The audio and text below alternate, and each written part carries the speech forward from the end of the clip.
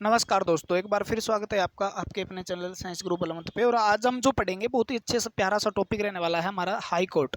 ठीक है, मैं बलवंत साहन आपका स्वागत करता हूं आपके चैनल पे। और अगर आप पहली बार आए हो तो चैनल को सब्सक्राइब कर सकते हो, क्योंकि यहाँ पे साइंस के केमिस्ट्री, फिजिक्स, बायो तीनों के लेक्चर आते हैं, पॉलिटी के लेक्चर भी आते हैं। सारी चीज़ें बहुत अच्छी तरीके से करवाई जाती है। थ्योरी आपको पढ़ना है फ्री में बिना पेड, तो यहाँ पे आपको बेस्ट से बेस्ट तरीका जो है वो समझाया जाता है। आपने देखा भी, हमने पीछे सुप्रीम कोर्ट का जिक्र किया था, हमने न्यायपालिका, कार्यपालिका का जिक्र किया था, विधायिका का जिक्र किया था। तो सुप्रीम कोर्ट जो है, सुप्रीम कोर्ट की बात छोड़े, न्यायपालिका जो हमारे देश की है वो किससे अलग रखी गई है? बिल्कुल कार्यपालिका, न्यायपालिका और कार्यपालिका और विधायिका को क्या है, न्यायपालिका से अलग रखा गया है। यानी आप सीधा कह सकते हो कार्यपालिका विधायपालिका से न्यायपालिका को अलग रखा गया ताकि आपके निष्पक्ष फैसले कर सकें, स्वतंत्रतापूर्वक फैसले कर सकें। ठीक है, क्योंकि सरकार बदलती रहती है, आपको पता ही है, अपने अपने हिसाब से रूल बनाएगी तो दिक्कत हो जाएगी। उसी प्रकार हम जिक्र करते हैं सुप्रीम कोर्ट एक सर्वोच्च न्यायालय की संज्ञा दी गई है। उसके ऊपर कोई कोर्ट नहीं है हमारे देश के अंदर। सबसे ऊपर का कोर्ट जो वो है दिल्ली में स्थित है, सुप्रीम कोर्ट। ठीक है, उसके बाद उसके नीचे अधीनस्थ काम करते हैं। कौन काम करते हैं तो आपको पता ही है।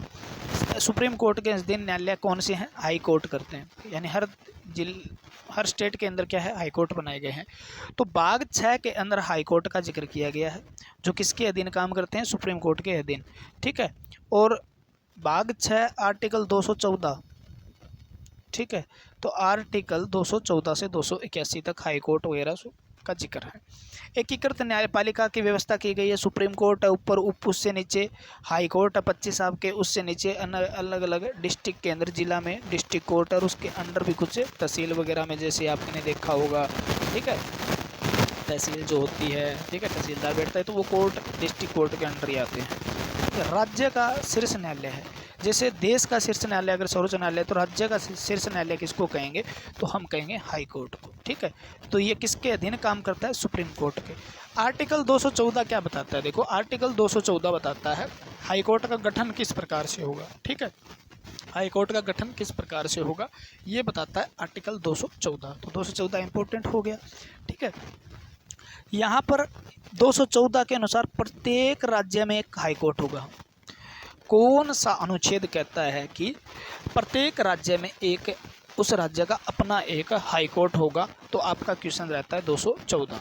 ठीक है, अगर ये बात मैं कहूँ भी राज्य जितने हैं उतने हाई कोर्ट नहीं है, और जितने केंद्र शासित प्रदेश और राज्यों की संख्या है उतना तो हाई कोर्ट नहीं है, तो 214 को बदलने के लिए एक और भी हमारा आर्टिकल है जिसका नाम है 231। जिसका नाम क्या है?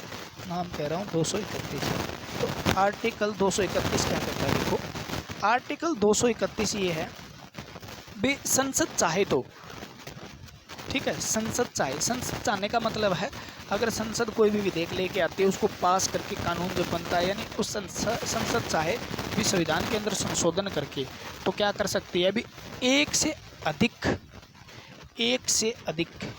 या दो इससे भी अधिक राज्य, केंद्र शासित प्रदेश, राज्य और केंद्र शासित प्रदेश जो है उनका एक न्यायालय बना सकते हैं। जैसे मैं एक एग्जांपल दूं तो हरियाणा, राजस्थान, हरियाणा, पंजाब और चंडीगढ़ एक केंद्र शासित प्रदेश है, हरियाणा राज्य एक है और पंजाब एक स्टेट है। तो तीनों का एक क्या है? न्यायालय है। एक न्यायालय हाई कोर्ट जो चंडीगढ़ में स्थित है, आपने देखा होगा। तो 2 राज्य और एक केंद्र शासित, यानी तीन को संभाल रहा है कौन? एक हाई कोर्ट। कौन सा high court? Punjab, Haryana and Punjab high court. ठीक है, तो संसद चाहे तो ऐसा भी कर सकती है, और ऐसा हमारे कई हाई कोर्ट है। मैं आगे डिस्कस करूंगा एक हाई कोर्ट का भी, कौन किस के कौन सा कार्य क्षेत्र, कौन से हाई कोर्ट का कार्य क्षेत्र कौन होता है।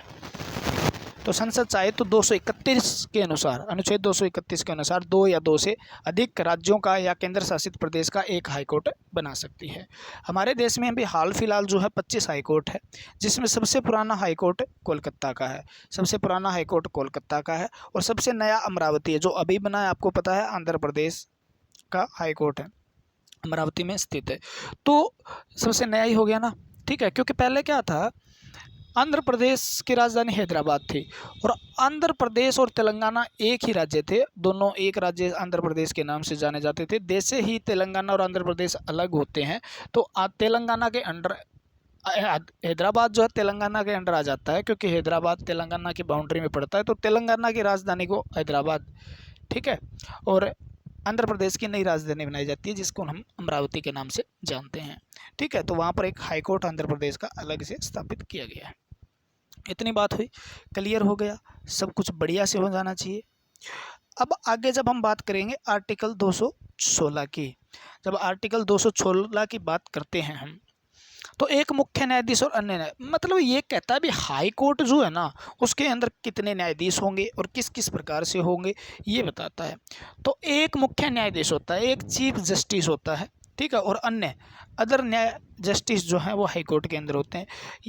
अब न्यायाधीश की संख्या कितनी होगी किस हाई कोर्ट के अंदर, इस पर अभी तक मतलब सुप्रीम जो हमारा संविधान है मौन है, वो संख्या बढ़ाई घटाई जा सकती है किस हिसाब से वो आगे हम देखेंगे, ठीक। तो एक मुख्य न्यायाधीश क्या है, एक तो मुख्य न्यायाधीश होता है और अन्य न्यायाधीश होते हैं, वो मतलब जनसंख्या के आधार पे भी उसमें कितना वर्कलोड है उसके हिसाब से अन्य न्यायाधीशों की नियुक्ति की जाती है, ठीक है। और उससे बनता है हाई कोर्ट, यानी एक मुख्य न्यायाधीश और अन्य न्यायाधीशों से मिलकर एक बनता है हाई कोर्ट बनता है, ठीक है। तो आर्टिकल 216 क्या कहता है, एक मुख्य न्यायाधीश होगा और इसमें अन्य न्यायाधीश होंगे जिससे एक हाई कोर्ट का स्थापना होगी, ठीक है। न्यायाधीश की संख्या पर संविधान मौन है, मैंने बताया था। और सबसे ज़्यादा की बात करें तो 160 तो है इलाहाबाद के अंदर। इलाहाबाद किसका, उत्तर प्रदेश का हाई कोर्ट है जो लखनऊ में न स्थित होकर इलाहाबाद में स्थित है, ठीक है ना, जिसको मतलब प्रयागराज के नाम से भी जाना जाता है अपने देख। तो इलाहाबाद के अंदर, और बनाने का कारण क्या है, लखनऊ थोड़ा इधर है और इलाहाबाद थोड़ा बीच में पड़ता है, उसके कारण क्या है उसको मतलब बनाना है, तो इलाहाबाद क्या है बीच में पड़ता है थोड़ा सा। तो जनसंख्या जो मतलब आप कह सकते हो यूपी की दूर के लोग हैं उनको आने जाने में परेशानी नहीं हो, इसकी तहत भी इसको स्थापित किया गया है, ठीक है। तो 160 सबसे बड़ा कोर्ट कौन सा, इलाहाबाद है, क्योंकि इसमें 160 न्यायाधीश बैठते हैं भाई। और सबसे छोटा सिक्किम के अंदर 3 ही न्यायाधीश है, जिसमें से एक मुख्य न्यायाधीश और 2 अन्य न्यायाधीश हैं, ठीक है। तो सिक्किम सबसे छोटा है। योग्यता 217, आर्टिकल 217 क्या कहता है भी, योग्यता हाईकोर्ट का जज बनने के लिए क्या योग्यता होनी चाहिए, क्या क्वालिफिकेशन होनी चाहिए उसके पास। तो एक तो भारत का नागरिक हो, सीधी सी बात है यार, भारत का नागरिक हो तो इसको, क्योंकि न्याय प्रणाली की बात है तो भारत का नागरिक तो मस्ट है, ठीक है। 10 वर्ष किसी न्यायिक पद पे रहो, लोक सेवा आयोग में रहो, कहीं पे भी एक न्यायिक पद पे रहो जिसको न्याय का मतलब पूरी जानकारी हो, ठीक है, न्यायिक पद पे रहो, क्लियर है। 10 वर्ष तक कोई न्यायिक पद पे रहो, राज्य सरकार के अंडर में रहो, ठीक है। और 10 वर्ष वो अधिवक्ता रहो, या किसी मतलब कोर्ट के अंदर उसने 10 साल तक, ठीक है, क्या की हो, वकीली की हो, यार वकील रहा हो, ठीक है ना। 10 वर्ष तो न्यायिक या शब्द यहाँ के बीच में होगा, 10 वर्ष या 10 वर्ष अधिवक्ता रहा हो, ठीक है। और उसकी नियुक्ति कौन करता है, इसकी नियुक्ति वैसे करते हैं राष्ट्रपति, ठीक है। और त्यागपत्र भी कौन लेते हैं, राष्ट्रपति, ठीक है। एक सेकंड रुक जाओ भैया,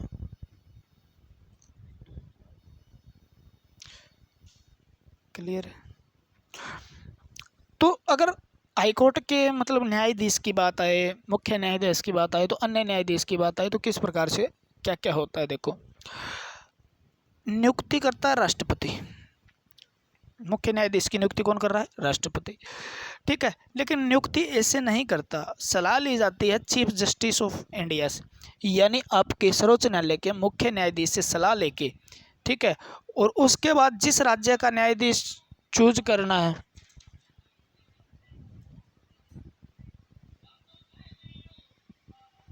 ठीक है, जो जैसे मान लो मैं कह दूं राजस्थान है, राजस्थान के हाईकोर्ट के न्यायाधीश की नियुक्ति करनी है, मुख्य न्यायाधीश की नियुक्ति करनी है, तो क्या करेगा, सबसे पहले सर्वोच्च न्यायालय का जो मुख्य न्यायाधीश है चीफ जस्टिस ऑफ इंडिया, ठीक है ना, उसकी सलाह लेगा, ठीक है।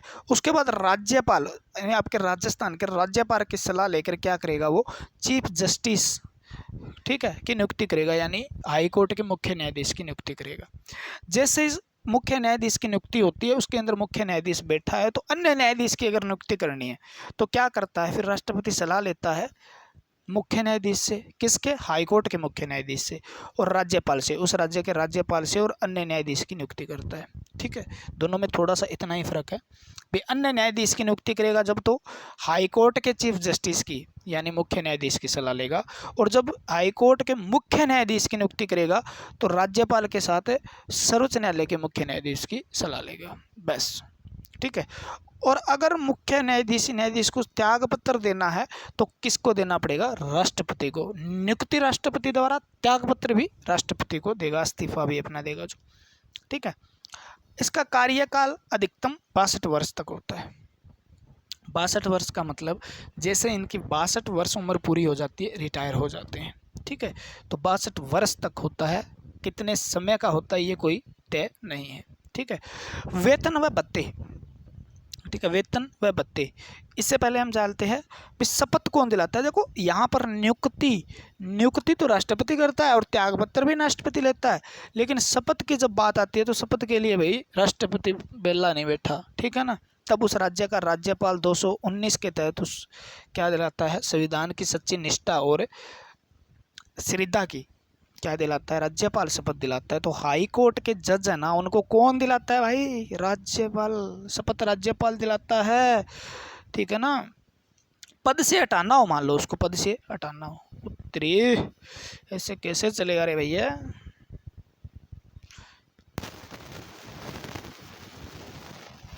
ठीक है,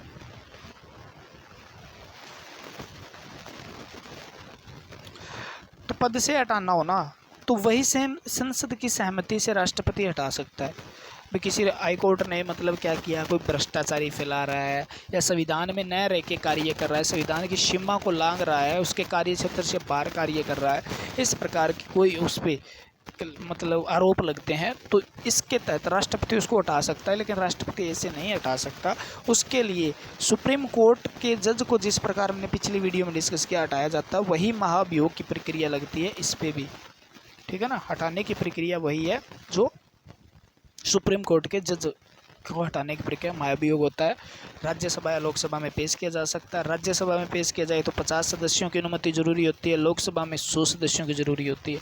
फिर उसको पास किया जाता है, पास करने के बाद फिर बिल को रखा जाता है, यानी महाभियोग को रखा जाता है अध्यक्ष के सामने, अध्यक्ष स्वीकार करता है, अध्यक्ष स्वीकार करने के बाद यह प्रक्रिया चलती है और दोनों सदनों के अंदर बहुमत से प्राप्त हो जाता है तो एक कमेटी बिठाई जाती है। ठीक है, और जिसके अंदर हम कुछ सेवानिवृत्त जज या मुख्य न्यायाधीश होते हैं और वो इस फैसला करते हैं भी इसको हटाया जाना है नहीं। तो ये पीछे मैं अच्छे से समझा चुका हूँ। वेतन की बात करें, वेतन व भत्ते जो हैं वो कितने होते हैं, तो चीफ जस्टिस जो होता है ना, उसके भत्ते जो है सुप्रीम कोर्ट का अन्य न्यायाधीश जो होते हैं उनके समान होते हैं। यानी मुख्य न्यायाधीश, हाई कोर्ट के मुख्य न्यायाधीश के वेतन जो है वो 2.5 लाख होता है। कितना होता है, 2,50,000, जो किसके समान होते हैं, सुप्रीम कोर्ट के अन्य न्यायाधीश के समान होते हैं। और अन्य न्यायाधीश जो होते हैं हाई कोर्ट के, उनके वेतन होता है 2,25,000, कितना होता है, 2.25 लाख होता है ना। और ये कार्यकाल में, इसके मतलब कार्यकाल के अंदर इनके वेतन व भत्तों में कोई कटौती नहीं की जा सकती। अगर आज मान लो हाई कोर्ट का मैं जज बन गया तो मेरे को जज बनने के बाद मेरे जो वेतन आज थे, आज वेतन व भत्ते हैं वो ही रहेंगे, उनमें बढ़ोतरी की जा सकती है, कटौती नहीं की जा सकती किसी भी प्रकार की। वेतन बढ़ाए जा सकते हैं, भत्ते बढ़ाए जा सकते हैं, लेकिन कम नहीं किए जा सकते कार्यकाल के दौरान। ठीक है ना, संचित निधि से दिए जाते हैं। कहाँ से दिए जाते हैं, संचित निधि से दिए जाते हैं। ठीक है, कार्यवाहक चीफ जस्टिस, आर्टिकल 233 के तहत राष्ट्रपति, ठीक है, क्या कार्यवाहक का मतलब क्या हो गया, जैसे चीफ जस्टिस है वो मतलब ड्यूटी नहीं कर पा रहा है, बीमार है या किसी कारणवश वहाँ पद पे नहीं बैठ पा रहा है। ठीक है, तो क्या किया जाता है, जब तक वो पद पे नहीं बैठने आता है या बीमार है, जब तक ठीक नहीं होता है, रिकवर नहीं होता है उससे, या मतलब मृत्यु हो जाए इस प्रकार के, यानी आकस्मिक मृत्यु भी हो सकती है, तो क्या किया जाता है, भी राष्ट्रपति के द्वारा जो अन्य न्यायाधीश हाई कोर्ट में, उनको क्या कर दिया जाता है, कार्यवाहक, राष्ट्रपति के रूम में बैठाते हैं ना जैसे उपराष्ट्रपति को, उसी प्रकार अन्य न्यायाधीश को मुख्य न्यायाधीश कार्यवाहक मुख्य न्यायाधीश की जगह बैठाया जा सकता है आर्टिकल 233 के तहत राष्ट्रपति के द्वारा। ठीक है।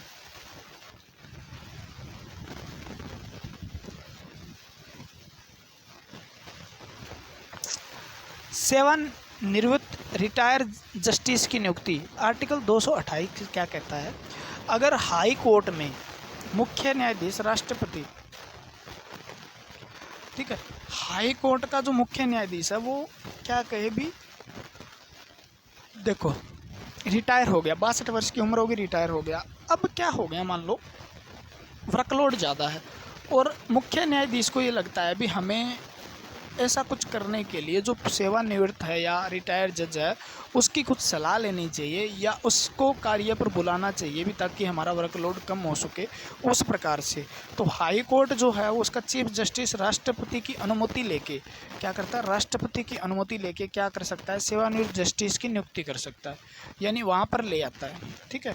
लेकिन एक चीज़ याद रखना, अधिकार सारे प्राप्त होते हैं, उनको कार्य करेगा भत्ते उतने मिलेंगे, वेतन उतना मिलेगा, सब सुविधाएं मिलेगी, लेकिन उसको हाई कोर्ट के जज, ठीक है ना, हाई कोर्ट के जज नहीं माना जाता, यानी वो हाई कोर्ट का जज नहीं कहलाएगा, वो सिर्फ एक कार्यवाहक के रूप में या किसी रूप में लाया जाता है, काम करेगा, पैसा लेगा, सब कुछ लेगा, लेकिन उसको अधिकार भी प्राप्त हैं, लेकिन उसे हाई कोर्ट का जज नहीं कहा जाता, क्योंकि हाई कोर्ट का जज 62 वर्ष से ऊपर का बन नहीं सकता और ये सेवानिवृत्त तो 62 के ऊपर का होगा। ठीक।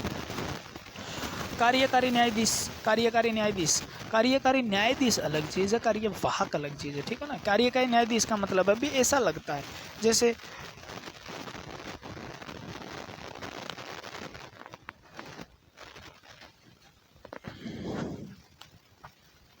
ठीक है, तो कार्यकारी न्यायाधीश का मतलब है आर्टिकल 224 के तहत राष्ट्रपति क्या कर सकता है, कार्यकारी न्यायाधीश की नियुक्ति कर सकता है। ठीक है। या तो ये कार्य कोई न्यायाधीश है, मान लो काम नहीं कर रहा है सही से, कर्तव्य का पालन नहीं कर रहा है, कार्य में वृद्धि हो गई है, तो या तो किसी न्यायाधीश को हटा दिया गया हो, ठीक है, किसी तरीके से वो कार्य नहीं कर पा रहा हो, या ऐसा हो जाए भी, ऐसा लगता है भी वर्कलोड जो है वो ज़्यादा है, वर्कलोड क्या है, ज़्यादा है, और वर्कलोड ज़्यादा होने के कारण इतने जो न्यायाधीश हैं उनसे काम नहीं चल रहा, तो राष्ट्रपति को कहा जाता है भी कार्यकारी न्यायाधीश की नियुक्ति की जाए, ताकि हमारा जो वर्कलोड है जल्दी से जल्दी केसों को निपटाया जाए। इसलिए वो क्या करते हैं, आर्टिकल 224 के तहत कार्यकारी न्यायाधीश की नियुक्ति कर देते हैं, और ये कार्यकारी न्यायाधीश ज़्यादा से ज़्यादा 2 वर्ष तक रह सकते हैं। इनकी जो अधिकतम है ना, अधिकतम जो मतलब कार्यकाल है वो 2 वर्ष तक होता है। भी कोई न्यायाधीश को नियुक्त किया 2 वर्ष तक वो रहेगा। ठीक है। भी ये इसलिए है भी ज़्यादातर क्या होता है भी कोई ज़्यादा कार्य हो गया, वर्कलोड बढ़ गया, तो मतलब कार्यकारी न्यायाधीश, ठीक है, उसको ले आते हैं और लेके उसको अपॉइंट करते हैं और 2 साल तक रखते हैं, काम करवाते हैं भाई साहब, फिर उसको रिटायरमेंट दे देते हैं भैया जयराम जी की। क्लियर हुई बात? ठीक है। अगला है हमारा राष्ट्र जो हाईकोर्ट है, हाईकोर्ट मतलब उसका क्षेत्र कौन सा है, उसके क्षेत्र का अधिकार कौन सा है, उससे मतलब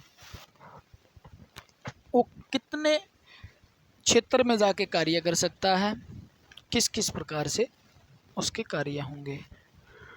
जुडिक्शन,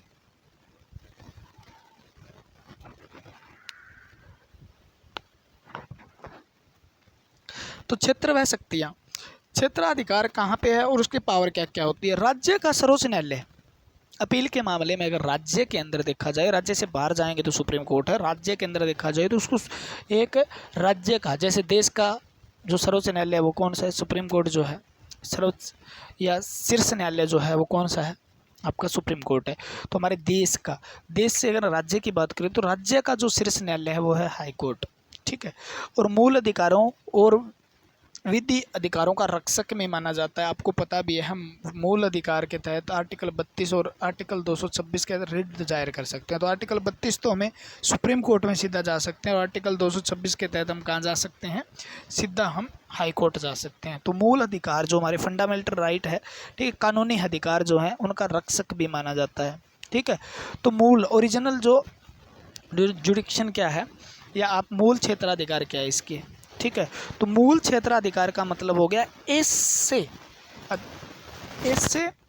मामले जो सीधे हाई कोर्ट में आ सकते हैं, ऐसे मामले जो सीधे हाई कोर्ट में आ सकते हैं उनको हम क्या बोलते हैं, मूल उसका क्षेत्राधिकार। ठीक है ना, ओरिजिनल। मूल का मतलब है जैसे हमें क्या जाना पड़ता है, जैसे हम नॉर्मल सी प्रक्रिया के अंदर कोई मामला हो गया तो हम कहाँ जाएंगे, सबसे पहले डिस्ट्रिक्ट कोर्ट के अंदर जाएंगे, या कोई ऐसा मामला है तो हम तहसील के अंदर जाएंगे, अलग अलग जगह केस करने जाते हैं। ठीक है, मामला कहाँ जाता है, वो किस प्रकार का मामला है। लेकिन ऐसा मामला जो क्या है, जो ऐसा मामला कोई मतलब जो सीधा डिस्ट्रिक्ट कोर्ट वगैरह में नहीं सुना जा सकता, सेशन कोर्ट जब वगैरह है, सिविल कोर्ट है, क्रिमिनल कोर्ट है, वहाँ नहीं सुना जाता, तो सीधा हाई कोर्ट में जाते हैं, उसको हम क्या बोलें, मूल क्षेत्राधिकार। उसका हाई कोर्ट का क्या है, वो जो मूल क्षेत्राधिकार है, जिसे सीधा वो केस को देख सकता है। जैसे संसद हो, ठीक है ना, संसद का कोई मामला हो, संसद का मतलब कौन सी राज्य की संसद का मामला हो, या विधानमंडल का मामला हो, ठीक है ना, विधानमंडल का मामला हो, तो उस समय विधान पालिका का मामला हो। और एमएलए जो मेंबर ऑफ लेजिस्लेटिव असेंबली जो है, एमएलए जिसको हम क्या बोलते हैं, ठीक है, विधायक बोलते हैं।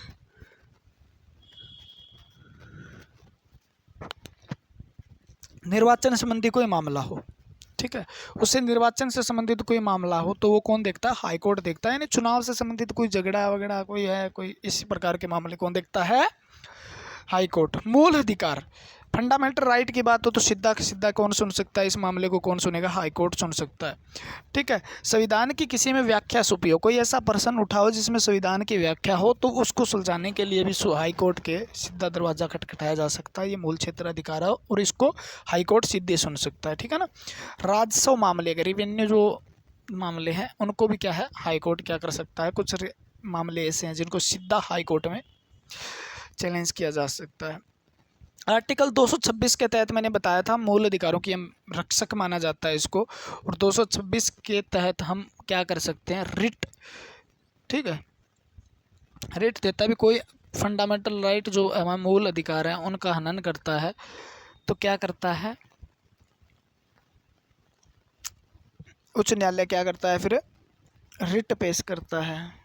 ठीक है ना, जैसे आपने सुना होगा बंदी, प्रत्यक्षीकरण, परमादेश, निषेध, उत्प्रेषण व अधिकार परीक्षा।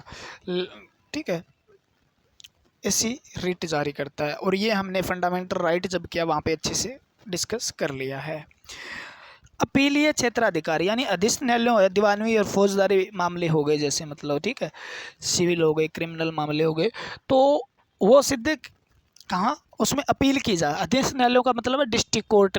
डिस्ट्रिक्ट कोर्ट ने कोई फैसला सुनाया और फैसले से आप खुश नहीं हो, ठीक है ना, हो सकता है आपको ज़्यादा सज़ा मिल गई, आपको ये लगता है भी संविधान में रह के नहीं सुनाया गया, आपको ये लगता है ये फैसला इस प्रकार से नहीं होना चाहिए था, मेरे साथ गलत किया गया, तो आप सीधा जाके डिस्ट्रिक्ट कोर्ट से आप किस में अपील कर सकते हो, हाई कोर्ट में अपील कर सकते हो। किस में अपील कर सकते हो, हाई कोर्ट में। तो वो अपीलीय क्षेत्राधिकार, ये इस अपील को प्राप्त करने का अधिकार भी किसको है, हाई कोर्ट को। मृत्युदंड, अगर किसी भी अधीनस्थ न्यायालय ने, जैसे डिस्ट्रिक्ट कोर्ट ने किसी को मृत्युदंड दे दिया मान लो, तो इसके जो सबऑर्डिनेट कोर्ट हैं जो हाई कोर्ट के नीचे आते हैं, उसे किसी ने उसको मृत्युदंड दिया किसी को, तो मृत्युदंड देने से पहले नॉर्मली से सुनाए नहीं जाते मान लो, ठीक है, तो उससे पहले किसकी पुष्टि जरूरी है, तो हाई कोर्ट से पूछना जरूरी है। किससे पूछना जरूरी है, हाई कोर्ट से पूछना, अनुगत कोर्ट की अनुमति लेना जरूरी है किसी को मृत्युदंड देना है तो। ठीक है, निरक्ष व नियंत्रण शक्ति यानी अधीश जो इसके अधीन न्यायालय है ना, उनका निरीक्षण करता रहता है। सैन्य न्यायालय को छोड़ के भाई जितने भी अधीन न्यायालय हैं हाई कोर्ट के अंडर में आते हैं, तो उनका निरीक्षण करना, ठीक है, वो इसका किसका काम है, इनका काम है। जिला न्यायाधीश की तैनाती करना भी इनका ही काम है। ठीक है, जिला न्यायाधीश है, उनकी तैनाती, नियुक्ति, पदोन्नति, स्थानांतरण, ठीक है, पर लेकिन होता राज्यपाल के परामर्श से। किससे, परामर्श, यानी राज्यपाल की सलाह लेकर किसी भी कोर्ट के अंदर, डिस्ट्रिक्ट कोर्ट के अंदर किसको मुख्य न्यायाधीश बनाना है, किसकी नियुक्ति करनी है, किसको पदोन्नति देनी है यानी प्रमोशन देनी है, किसका ट्रांसफ़र करना है, इस प्रकार के मामले भी किसके अंडर आते हैं, हाई कोर्ट के अंदर। ये शक्तियाँ प्राप्त है। राज्य न्यायिक सेवा में नियुक्ति हाई कोर्ट के नियम के अनुसार होती है। तो राज्य न्यायिक सेवा में जो नियुक्तियाँ होती है वो किसके अनुसार है, हाई कोर्ट के। डीसी के न्यायाधीश यानी डिस्ट्रिक्ट कोर्ट के न्यायाधीश व उनके पदाधिकारी के विरुद्ध अनुशासनात्मक कार्रवाई कर सकता है। यानी वो अगर डिसिप्लिन में नहीं रहते हैं, मान लो अगर ऐसा कोई काम करते हैं जो कानून तोड़ते हैं या संविधान को मतलब संविधान में न रह के कार्य करते, कर्तव्यों का पालन नहीं करते, तो इस पर क्या होता है, हाई कोर्ट उनको क्या कर सकता है, उन पर कोई कार्रवाई कर सकता है, उनको सस्पेंड वगैरह वगैरह जो भी कर सकता है। ठीक है, अभिलेख न्यायालय का मतलब वही है, अभी वो हाई कोर्ट जो फैसले सुनाएगा वो अपने पास एक इसकी प्रति रख लेता है। अभी आगे ऐसा कोई मामला आता है तो डिस्ट्रिक्ट कोर्ट जैसे हो गई, इसके नीचे कोर्ट है, उसको मान के, ठीक है, और हाई कोर्ट भी इस फैसले को ध्यान में रखते हुए दूसरा फैसला सुनाएगा। भी इसी प्रकार का केस होगा। अभिलेख का मतलब होता है रिकॉर्ड, ठीक है, रिकॉर्ड रख लेते हैं वो तो अभिलेख न्यायालय का, ठीक है, और इसके अंडर जितने न्यायालय वो इस रिकॉर्ड को ध्यान में रखते हुए, इस अभिलेख को ध्यान में रखते हुए फैसला सुनाएंगे, ऐसा कुछ होता है अभिलेख न्यायालय। न्यायिक समीक्षा 13/226 न्यायिक पुनर्विलोकन की शक्ति प्राप्त है। यदि कोई कानून या आदेश संविधान की मूल भावना का उल्लंघन करता है तो हाईकोर्ट उसे शून्य या रद्द कर सकता है। देखो इसके अंदर एक चीज़ आपने देखी होगी भी, न्यायिक समीक्षा का मतलब है जैसे कोई भी कानून ऐसा बनाया गया डिस्ट्रिक्ट कोर्ट के द्वारा या किसी भी कोर्ट के द्वारा ऐसा कानून बनाया गया और हाई कोर्ट को ऐसा लगा या सरकार के द्वारा ऐसा कोई कानून बना, हाई कोर्ट को ऐसा लगा भी ये संविधान का उल्लंघन करता है या संविधान का जो मूल भावना है उसको ठेस पहुंचाता है कहीं ना कहीं, ठीक है, या कोई आदेश दिया है किसी ने या कोई कानून बनाया, तो उसको क्या करता है हाई कोर्ट, उसको जीरो, नल, बिल्कुल, ठीक है ना, उसको क्या माना जाता है, उस कानून को शून्य कर देता है या उसको रद्द कर देता है, जो क्या है न्यायिक समीक्षा के अंडर आता है। ठीक है, ये तो हो गया आपका हाई कोर्ट। हाई कोर्ट से इससे ज़्यादा आपसे क्वेश्चन नहीं पूछे जा सकते, जो है बहुत अच्छे से करवाया गया आपको। ठीक है, अब हाई कोर्ट में कुछ ऐसे क्वेश्चन पूछे जा सकते हैं जो आपके लिए मोस्ट इंपॉर्टेंट है। मोस्ट इंपॉर्टेंट का मतलब जैसे कौन सा न्यायालय है, जैसे आपसे कहते हैं राजस्थान का न्यायालय कहाँ पे स्थित है या राजस्थान के न्यायालय का नाम क्या है, ठीक है, कौन से न्यायालय जिनका नाम बदल दिया गया है। जैसे असम, पहले असम हाई कोर्ट के नाम से था, अब गुवाहाटी हाई कोर्ट के नाम से जाना जाता है उसको। अब मैसूर के हाई कोर्ट के नाम से उसको आज कर्नाटक हाई कोर्ट के नाम से जाना जाता है। पहले पंजाब हाई कोर्ट के नाम से जिसको जाना जाता है वो पंजाब एंड हरियाणा, पंजाब और हरियाणा हाई कोर्ट के नाम से जाना जाता है। ये कहाँ स्थित है ये भी पूछा जाता है ना, चंडीगढ़ में हो गया, जैसे बताऊंगा मैं। मद्रास हाई कोर्ट को आज उसको चेन्नई के नाम से जाना जाता है। तो ये कुछ 4 न्यायालय हैं जिनका पहले नाम और था, आज उसको बदला गया है। असम को गुवाहाटी, मैसूर को कर्नाटक, पंजाब को पंजाब एवं हरियाणा और मद्रास को चेन्नई के नाम से आज जाना जाता है। ठीक है, हम कुछ न्यायालय जो हैं उनके बारे में पढ़ते हैं, कौन सा न्यायालय के अंदर कौन सा क्षेत्र आता है और कौन सा न्यायालय का नाम क्या है और कौन सा न्यायालय कहाँ स्थित है। मोस्ट इंपॉर्टेंट चीज़ें हैं जो अब हम पढ़ेंगे। ठीक है, जैसा कि आप देख रहे हो, देखो है ये साइट है, मतलब उस पर रिकॉर्ड करके डाल रहा हूँ मैं, उसका रिकॉर्ड करके डाल रहा हूँ मैं। ठीक है, तो जैसे कौन कौन सा कोर्ट कहाँ पे है थोड़ा सा आप पढ़ लो, बस कोई दिक्कत नहीं है। इसके अंदर 2 चीज़ें इंपॉर्टेंट आपके लिए। एक तो देखो, एक ये चीज़ इंपॉर्टेंट है यहाँ पे भी, इलाहाबाद हाई कोर्ट के नाम से किसका है, उत्तर प्रदेश का, और कहाँ, प्रयागराज से भी नाम जाना जाता है। ठीक है, और एक बेंच इसका कहाँ पे है, लखनऊ में भी है। ठीक है, यानी हाई कोर्ट का दूसरा भी लोग ज़्यादा दूर से ना आए, ठीक है, ज़्यादा दूर ना पड़े, तो इसकी एक शाखा बना दी जाती है, तो उसको हम क्या है वो लखनऊ में भी है। तो इस प्रकार से 2 चीज़ें हमें देखनी है। आंध्र प्रदेश हाई कोर्ट, दूसरा क्या है, आंध्र प्रदेश हाई कोर्ट। ठीक है, इसके अंडर के अंदर ये कब स्थापित हुआ इसकी कोई ज़रूरी नहीं है, कौन आता है, आंध्र प्रदेश। ठीक है, तो इसका कार्य क्षेत्र क्या है, आंध्र प्रदेश है, और कहाँ, अमरावती में ये स्थित है। कहाँ पे स्थित है, अमरावती के अंदर। अगला है हमारा बॉम्बे हाई कोर्ट के नाम से जाना जाता है। ठीक है, स्थित कहाँ पे है, मुंबई में, जिसके अंदर Goa, Dadra and Nagar Haveli and Daman and द्वीप और महाराष्ट्र, यानी ये किस किस को देखता है। देखो बॉम्बे हाई कोर्ट किसको देखता है, गोवा के केस, दादरा के दादर नगर एंड हवेली, और आपके दमन और द्वीप के और महाराष्ट्र के। ठीक है, और कहाँ स्थित है ये, मुंबई के अंदर स्थित है। अगला हमारा है कलकत्ता। ठीक है, कलकत्ता हाई कोर्ट, यानी कलकत्ता जिसको और स्थित कहाँ पे, कोलकाता। कलकत्ता का भाई ये 2 जुलाई 1862 के अंदर ये स्थापित हुआ था। देखो बहुत पुराना है भैया, ठीक है। ये किसको देखता है, अंडमान निकोबार द्वीप समूह को देखता है और वेस्ट बंगाल यानी पश्चिम बंगाल को देखता है, ठीक है। ये बात हो गई। उसके बाद छत्तीसगढ़, छत्तीसगढ़ हाईकोर्ट जो है वो किसको देखता है, छत्तीसगढ़, ठीक है। और ये बिलासपुर में स्थित है। छत्तीसगढ़ हाईकोर्ट कहाँ स्थित है, बिलासपुर में। दिल्ली हाईकोर्ट न्यू दिल्ली के अंदर स्थित है, दिल्ली के अंदर, ठीक है। दिल्ली इसके क्षेत्राधिकार के अंदर आती है। और गुवाहाटी हाईकोर्ट, जो गुवाहाटी हाईकोर्ट है वो गुवाहाटी के अंदर स्थित है। अरुणाचल प्रदेश, असम, मिजोरम, नागालैंड को देखता है। अरुणाचल प्रदेश, असम, मिजोरम और नागालैंड इसके नीचे राज्य आते हैं। गुजरात हाईकोर्ट, ठीक है, गुजरात के अहमदाबाद में स्थित है और गुजरात को देखता है। हिमाचल प्रदेश, शिमला हिमाचल प्रदेश को देखता है। High court Jammu and Kashmir and Ladakh के नाम से जो है वो जम्मू एंड कश्मीर और लद्दाख को देखता है। श्रीनगर में स्थित है, जम्मू में। झारखंड हाई कोर्ट ज़्यादा समय नहीं लेंगे, इसको आप देख लेना। झारखंड रांची में स्थित है।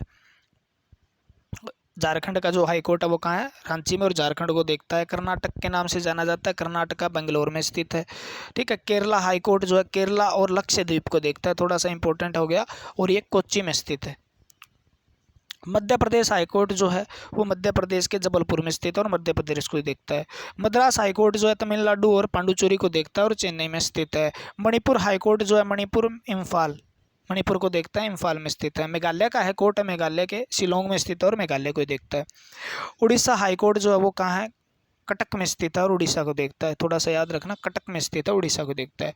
पटना हाईकोर्ट पटना में स्थित है, बिहार में देखता है, ठीक है, बिहार को देखता है। पंजाब एंड हरियाणा हाईकोर्ट जो है वो चंडीगढ़, हरियाणा, पंजाब को देखता है और चंडीगढ़ में स्थित है। राजस्थान हाईकोर्ट थोड़ा सा इंपॉर्टेंट है, बार बार क्वेश्चन पूछे गए हैं। राजस्थान की राजधानी जयपुर है, लेकिन ये हाईकोर्ट जोधपुर में स्थित है, ठीक है। सिक्किम हाईकोर्ट जो है वो गंगटोक में स्थित है, सिक्किम को देखता है। तेलंगाना हाईकोर्ट जो है तेलंगाना का हाईकोर्ट है और हैदराबाद में स्थित है। त्रिपुरा हाईकोर्ट जो है अगरतला, त्रिपुरा के अगरतला में स्थित है और त्रिपुरा इसका राज्य है। उत्तराखंड हाईकोर्ट जो है उत्तराखंड हाईकोर्ट जो है वो क्या है, उत्तराखंड को देखता है और नैनीताल में स्थित है। ये 25 के 25 आपके हाई कोर्ट है, ठीक है ना। इधर ये दिया हुआ है, ये साइट आप देख लेना, विकिपीडिया की है। हाई कोर्ट ऑफ इंडिया डालना आप, वहाँ पे सब आ जाएगा। उसकी बहुत सारी चीज़ें यहाँ से आप पढ़ भी सकते हो अगर आप कभी पढ़ना चाहते हो। तो ये हाई कोर्ट है, ठीक है ना।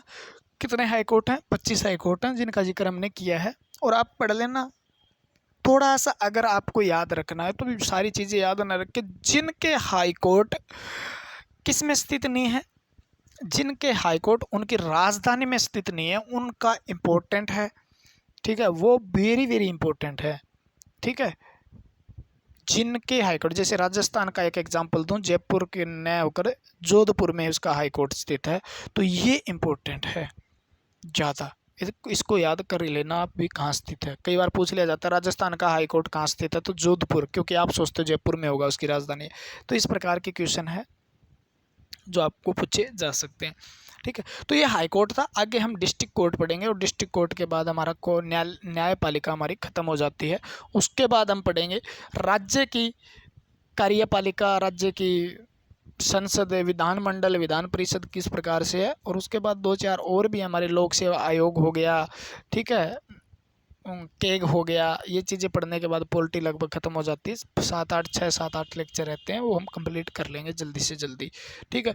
बने रहिएगा, आपका प्यार इसी तरीके से बनाए रखिएगा। भगवान आपका भला करेगा, आपको जल्दी से जल्दी नौकरी दे, और मेरी तरफ से हमेशा यही दुआ रहेगी कि आप जल्दी से जल्दी नौकरी लगें, और हमें कमेंट करके भी बता दें सर मेरी जॉब लग गई, बस अपना दिल खुश हो जाएगा, ठीक। आज के लिए फिर इतना ही। जय हिंद, जय भारत।